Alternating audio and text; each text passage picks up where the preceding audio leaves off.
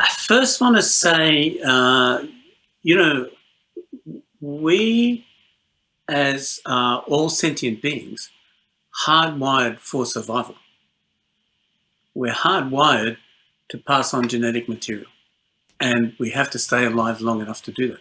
And so we have these survival responses, these instinctive responses, and that's completely appropriate.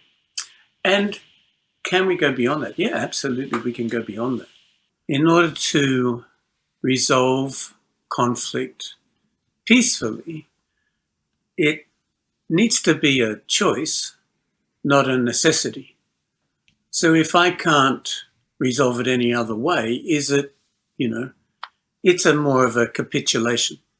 But if I can resolve the conflict, not peacefully, but I choose to resolve it peacefully, then that's a different. So that's a choice. And that choice only becomes available to us when we move from the reactive to the responsive. So you talked about the amygdala response and that fight or flight.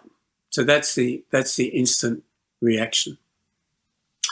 And that ability to move beyond that is all about having choices.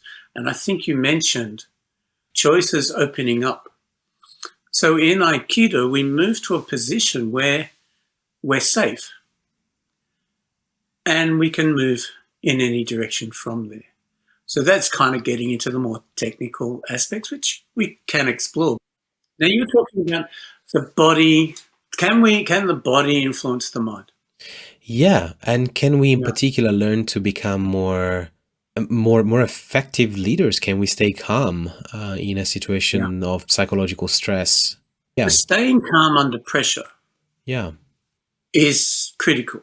It's critical in Aikido, and it's directly transferable to interacting with humans socially as well. So, of course, if you're having a beer with friends, there's no pressure. There's, there's no work required there. But if you're driving in peak hour traffic, getting onto public transport, finding a car space uh, in a crowded shopping centre, all of these things can lead to conflict.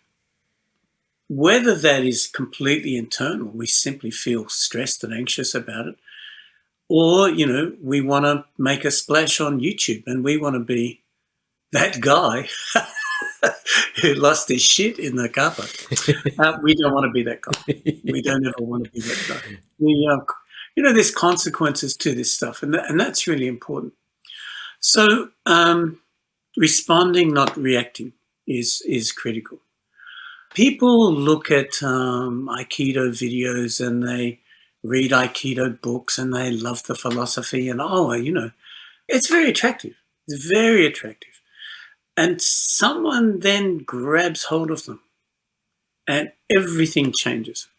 We don't normally put ourselves in situations where, let's say, we're a 50-kilo woman and we invite a 150-kilo man to grab hold of us and try to restrain us. Mhm. That makes for stress. Now, the weird thing is that is so simply resolved from the aspect of that 50-kilo woman, but we don't know that. We don't know what we don't know. But, if we can start by going, okay, well, start by assessing what is happening. So, from your own experience, we basically start class by, okay, let's all grab somebody. They're not going to then go into punches. We're learning how to deal with the assumption that they are going to go into punches. Mhm. So the nice thing about the dojo is we don't have to learn by just getting punched over and over again. We can slow that down, and we start by taking a breath. And as you know, the first thing we do is to set ourselves up physically for that calmness. So if we're off balance, if we're falling over, getting grabbed by somebody, is that much more difficult. If we don't have a strong center, it's that much more difficult. So absolutely, there's a school of thought that insists the mind leads the body, the mind leads the body. But the body also leads the mind. Now, we know this ourselves.